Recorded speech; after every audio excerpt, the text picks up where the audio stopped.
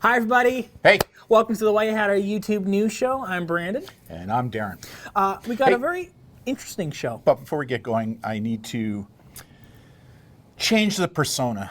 Because of what it is we're going to be talking about today, I think it's important that for this presentation, we move from White Hatters Oh, okay. to Black Hatters. Black Hatters. Now, this doesn't mean that we're Black Hatters. No. It means the topics we're going to talk about today We're just trying to get into the role of are the very topic. much Black Hatter focused. That's right. So it kind of allows us to fit in the role of today's presentation. Yeah. Okay. This doesn't mean we switch sides. No. But let's talk about what's in the news, shall we? Yeah. In the news. What do we got First going? topic is, given it's a new year, we can look back on some data breaches. So last year, 2020, record-breaking 22 billion records exposed due to data breaches. Okay, so just to confirm, it's not 22 million, it's 22 billion dollars, right? Yes. That's a lot. Yeah. Not dollar, but the amount of like records. Yeah, like that's a lot. Yeah, that's a lot. Record breaking. So 2020 being as sometimes slow of a year as it is. Yeah. Black busy. Hatters were certainly busy were doing busy. what they do best. Yeah, they were busy. I mean, if anything, this just kind of emphasizes again that with the convenience of, technology, right? Mm-hmm. Cell phones, laptops, comes vulnerability. And this is one of the vulnerabilities that comes with technology, right? Yeah, and this is kind of what this entire show is focused around because although that's 2020, 2021 has sure started out with a good start with data breaches. Yeah. A data breach bang. Yeah, let's talk about. Let's talk about Breach Can you Watch. blow that up? Look at the Breach Watch? Yeah, look at the visual effects you had there. I mean, simplistic, Okay. but Breach Watch. that's pretty cool. Let's talk about the recent breaches. Yeah, let's do that. So although Let's do 2020 that. had their fair share of breaches, 2021 starting Issues. out. Let's just say issues as a whole in 2020. Thank God that year's over, right? And now we're into 2021, a new year ahead of. I still think we're going to be in for a lot of challenges, both digitally and what's going on in the world. But let's talk about this. So what's this one? First one, last week, news hit that Pixlr, which is like not like the movie, right? Pixel arts and that kind of stuff, right? This is totally different. No, yeah, this is a Photoshop online editor type program. Gotcha. And they had a data breach where a hacker got access, broke the code, and stole some stuff. What did they steal? Email addresses, login names, Wow. hashed, secured, encrypted passwords. Now, having said that, I mean, there are programs out there, depending upon the hash you're using, that can allow hackers to unhash it, thus being able to see what your password was, right? Yeah. Yeah. But in most cases, you're pretty good. Yeah. And then what else was here? There was the country a user was registered in, and if they signed up for the newsletter or not. So, why is this important? Like, really, some people are going to go, well, who cares, right? Or like, who cares? They don't have my password. Who cares? Right. It's more about the amount of data breaches you've been involved in. So, I mean, this still is important because let's say someone wants to target you, they know your email address, they now know your login name, they could pretend to be from this company, call you, email you, send you a message saying, hey, click this link, log in. Link takes you to a fake website. They present with you a lot of information that seems legit because it is legit because they stole it. And then that's another way how these black hat hackers will get your information. So a good example, as a person who wants to get this information, because I can see this being big, and really one of the reasons why this is such a big deal is from identity theft, right? Using it for phishing attacks, identity theft. So I could pretend to be an IT person from Pixlr, right? I can send you an email because I got your email address that was released. I can then say, hey, my name is Darren, I'm with Pixlr, I'm with the IT support. There has been a problem with your login name. Here's your login name.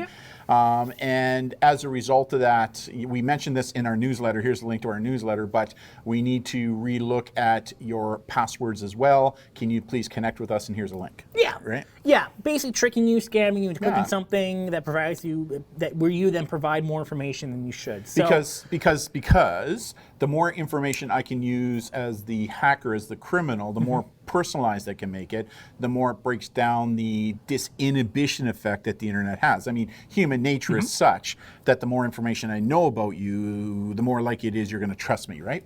yeah. Yeah. Yeah. So, one data breach, generally not a huge concern depending on the breach, but it's more about the amount of breaches and what sometimes can occur. So that brings us to our next story, another data breach released last week, talking about a dating site. This one is What's the dating Mindful. site? Which one? Meet Mindful. Hold on, I just got to see if I'm on that one. I'm joking. I'm not. Maybe. Can you imagine? So what was released in this one? So in the history, we've seen dating site breaches be a little more significant based off the intimate nature of the content usually on the site. So this one, real names, email addresses, city and location, body details, dating preferences, marital status, birth dates, latitude, longitude, IP addresses, encrypted hash passwords, that's good, and Facebook user IDs if you've attached Facebook to the app. My God. Do you remember the last big dating one that was breached with Madison or whatever it was? Ashley Madison? Ashley Madison, and they made a lot of the names public. So, Yeah. I mean, this could be one of the risks, right? I mean, and this is an important message for Cal that's watching us right now. Just joking, Cal. But I had to get his name in somewhere, right? So, but I mean, the issue here is that if they're going to, if this stuff starts to go public and your real name is being used, because everybody today, primarily because of COVID, is moving to online relationships, right? And using apps like this and many other ones out there. But let's say you're married, you have a partner, and the partner really doesn't know that you're also out there doing other stuff on the side because you're doing it anonymously on these dating apps. And now all of a sudden it's public. Like, oh my God. But there's a ton of other personal information there that I could use when it comes to identity theft. I mean, with a lot of that information, I can start to go a long way and maybe starting to apply for a loan online. Potentially. Using your information, right? Potentially. Now, this was a data breach that hacker put to public, and as of the time of the article, apparently the site was viewed, or the forum where this was posted was viewed 1,500 times. That's it? Only 1,000 times? Well, I mean, it's a dark web hacker forum, so it's not like it's super Dark public. for now. For now. I mean, eventually this data does... I think the same thing happened to Ashley Madison too, right? Yeah, but you can assume how many more times it's been downloaded or shared from other places. So definitely something to be aware of. Yeah, so Cal, again, you might want to check your... Just joking. All right.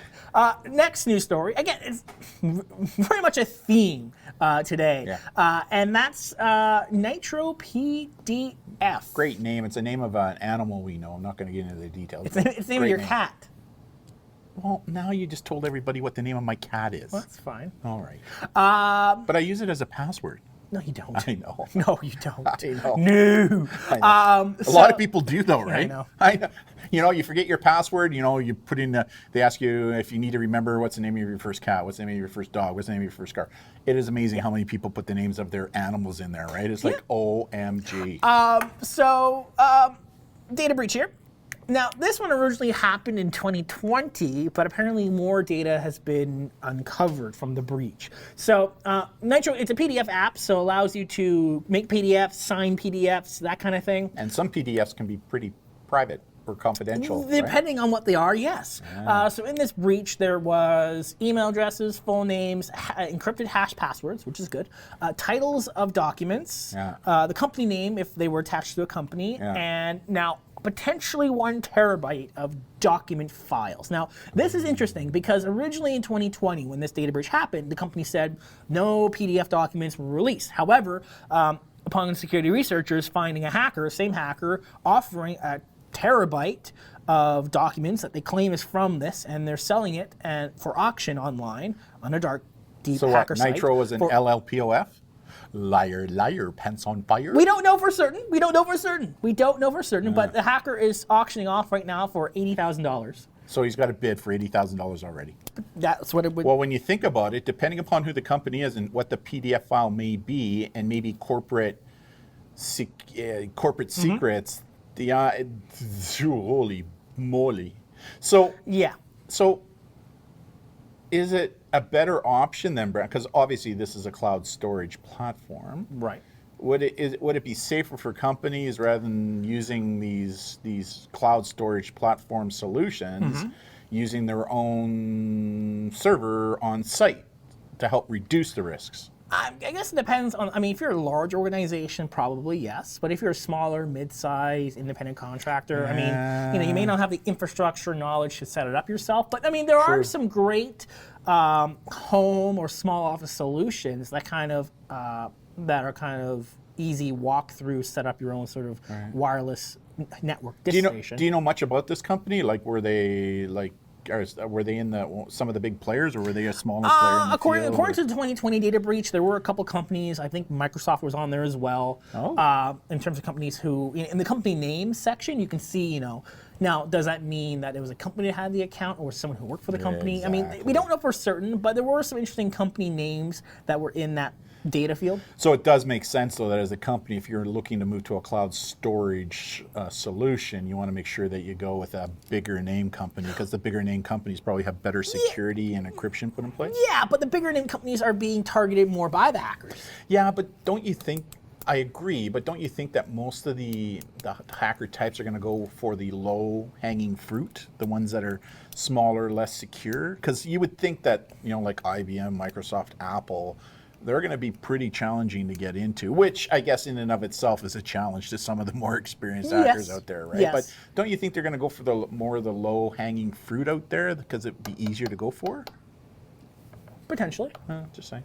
Yeah, potentially. So I mean, that's let's build this hypothetical situation. So how come right? how come we don't use a cloud base? We use our own, right? Yeah, we have a local network. Why storage. do we do that? Well, for us, it's privacy, because many of these companies sometimes will scan your documents for metadata. So if we keep everything locally on our own system, then that's just we're privacy hawks, right? Yeah. So let's build a hypothetical situation, right? Let's like Lego. One data. You liked Lego when you were a little kid, right? We used to buy you all. I think you still have a lot of the Lego. In fact, I think it's up there in the storage, right? Like we have a whole thing of your Lego up there. Yeah. Every time we go through it, every so often when we do pull it down and we open it up and you're there, you kind of see this grin come across your face, right? Okay, so let's build this scenario. So, one data breach, maybe not a big deal, right? Maybe we talk about data breach in the beginning, right? Which that was the maybe there's data breach on a site, maybe someone has stole an email address, a name. And then they get more information from your dating site, and then they get more information from this site. Yeah, so a lot of people say, what a big deal. There was a data breach on this site, they have an email, and they have my name, whatever. But it's about, aggregating all the information, which is, kind of what we do as white hat online open source investigators, right? Where, if I search you up on one social network, it may not tell me. That's what we do when we're the white hatters, right? But right now, we're in black hatter mode, right? We're in character. So, I mean, you think about that, if I search up on one social network, that may not tell me a whole lot about you. But if I search you up on 50 social networks, now I get a pretty good picture. So if I combine maybe, a login information from this one company, and then you have the same email address is in a different data breach, maybe around your dating profile, and the same email address is in your PDF, and who knows what kind of PDFs you might have. Well, to be quite honest with the viewers, as an online investigator, there have been a couple of incidences now where we've been doing a digital dossier on somebody, trying to figure out who they are, and all of a sudden we're in the deep web and dark web doing some of the stuff that we do down there, and because they used their username on a site where they actually applied their real name that they thought would be secure, because there was a data breach, I was now able to figure out what their real name was. Yeah, and then you search out the username and all the data breaches, and you find other emails, and you just build this web of connections. And that is why data breaches are so important. And I think a lot of people, because on the small one-off chances they happen, it's annoying, but you have to think about how many data breaches have been attached to you throughout your entire lifetime. Right. And how much data is now out there that someone can take time and then build a profile. And I think this is why it's so important that reputation management in today's digital world is so important. Not just for the big corporate vendors out there, but also smaller players, even personally, right? Understanding your digital branding. But I mean, there are programs, big shout out right now to, we use a program called EchoSec, ECHOSEC. And EchoSec has got a new program that they call Beacon out there. And Beacon, basically what it does, allows you to index the deep web, kind of like what Google does with the light web. And from a management standpoint, especially when a branding management standpoint, it really allows companies to see what's going out there. But more importantly, if your emails have been breached, credit cards have been breached, other personal information, because it's, again, and it's just a really good product that we recommend for medium to large type companies, but also other organizations where brand management is a big issue, right? And especially when it comes to safety and security issues. EchoSec, for those of you that are watching right now that are middle to larger companies or organizations, check out their product. It is unbelievable in what it does. So yeah, it allows you to kind of search dark web for this information. That's right. Which can be really valuable depending on what side of the hat you are on. Yeah, for sure. And last sort of interesting article, and the reason why I put this up is not because this is as significant as it seems to be. So, Shazam. The app. So does this mean that it was leaked publicly? Yeah, so a security researcher found that there was a flaw in the Shazam music app. So the Shazam, for people who don't know what Shazam was, and it was popular like 5 or 6 years ago. It still exists today. It does, but it was more popular 5 or 6 years ago before it was bought out by Apple. Apple bought it and then they integrated the tech into their Siri, right? Yeah. But I mean, for those of you who don't know, if you heard a song and you didn't know what it was, you could hit the Shazam button on your phone, and it used AI to recognize it. And once it recognized it, you could actually, with a push of a button, download it onto your phone, right? So a security researcher found out, and this was a while ago, but now it's becoming public because the issue's been fixed. There was a flaw in the Shazam app that allowed them to send a message, a code to someone's phone and be able to basically get their location. Right. Because apparently Shazam app had location data. Right. So now, what's interesting about looking at this headline is, it makes it seem like 100 million people were being tracked. When reality, because we're bombarded every single day as white hatters, doing what we do, staying up to date on all this stuff. We're bombarded every single day with news reports talking about, ding, every single day. It's Google Overlord listening to what it is we're saying right now. We're listening. Where basically, data breach, security researcher found this issue, exposes this many amount of people. Right. But this doesn't mean a black hat hacker actually stole the data and sold it. I mean, like these previous stories I talked about, right? Like these ones, definitely. A black hatter stole the data, he's either selling it or made it public. But in stories like this is like a white hatter. So this is kind of a little clickbaity.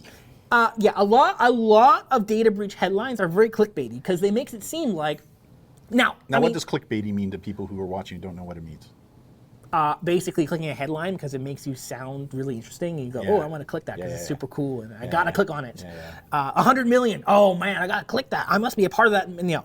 So technically, yes, the data was available, but there's been no evidence that someone with malicious intent. Important distinction.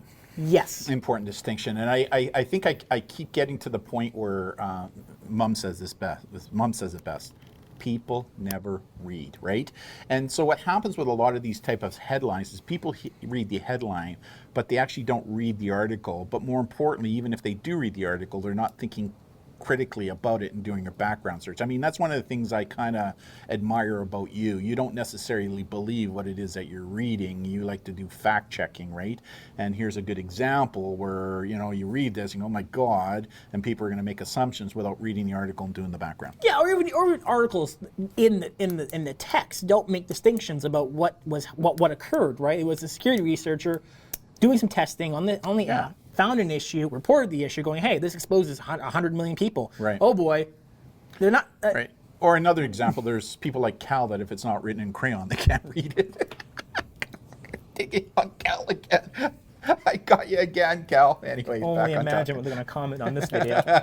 So, I mean, yes, that was technically a data breach, but it doesn't mean the information was publicly available. I mean, technically it was available. Yeah. But you had to know how to get the data for it to be of any use to you. Got it. And could there have been a super secret black hat hacker who found the issue previously and was exploiting that? Sure, but there wasn't any evidence of that because I mean, all these computer systems generally keep track of all those requests. Yeah. So You know, yeah. it's like I'm getting a rash wearing this black hat, right? Like I'm just not used to that. I got to put my white hat back on again, right? I mean, good show. I mean, we were in character wearing the black hats, right? It doesn't mean we switch sides. No, it doesn't. But I mean, a good show. But you know, one of the things that just came to mind now is, you know how I like to throw in Cal's name every so often and try to do that as many shows. I bet you some of our viewers are going like, "Who's this Cal guy?" He's kind of like this mythical unicorn, right? That people don't know about. So we got to figure out how to kind of maybe get him into the picture, or maybe it's like. What was that TV show where the guy only peered above Home Alone and it was Alone. Wilson. Yeah, he's Yeah. kind of like a Wilson right now, right? Yeah. So maybe we need to figure out how we can make him appear slightly. I mean, we've got some good pictures of him. We get a picture of him and cut him out like the Bernie Sanders meme. Yeah, yeah. Oh, that's what we'll do. And we'll just kind of put him up on, like, we'll put the picture up on our things up here without telling anybody it's there, just to see if they can see him. That'd be funny. Anyways. Good show. Yes. Good show. Hopefully, I mean, definitely a lot of concerning things we talked about, but I mean, again, principles stay the same, diverse in application, right? I think if anything, what all these things that you brought up today just goes to show is that no matter what platform, no matter what the vendor, no matter what your privacy settings, understand that as soon as you hit that send button and post it, it is public, it's permanent, searchable, exploitable, copyable, shareable, and sometimes it can be for sale, both on the light and the deep web, right? And never lose sight of that fact, right? Yeah. So I think sometimes we get too lackadaisical as a society, believing that because our privacy buttons are on or because we're downloading stuff into a secure, reputable server, cloud, that it's going to be 100% secure, and that's not necessarily true. Yeah. Right? So, I mean, hopefully, you took something away from this, especially if you are part of any of those apps and online platforms we mentioned. And if you are, what's the important thing to do? Definitely change your password. Change your password. Yes, they all claim they were hash encrypted, but I mean, there's never any guarantee. So, any data breach, always make sure you change your password and all that stuff. For sure. But yeah, I mean, 2020 had a record-breaking data breaches. I'm sure 2021. 2020 was an interesting year overall for everybody around the Yeah. world, right? But let's not lose track of, this is how we're starting. I don't think it's going to get any better. I still think that the weakest link is always going to be the human link when it comes to this stuff. But I mean, digital is a part of who we are today, and I think it's easier for your generation than it is my generation. I mean, my generation, we still see a difference between the online world and the digital world, when in fact it's just one world, right? And I think we still get caught up in believing that just because we have our privacy buttons on and because it's Google or it's because it's Apple who's got that, it's going to remain secure, although I'm an Apple fanboy and what they do is pretty sandboxed and pretty secure. Yeah. But having said that, there's still a vulnerability, right? And those are things that we need to be thinking about. So. All right. So for those of you on the dating apps out there, forewarned is forearmed. Yeah. So on behalf of myself, I'm Darren. And Brandon, thank you all so much. And hopefully next week the news will be a little lighter in terms of severity. Have a great rest of the week, everybody. Bye. Bye.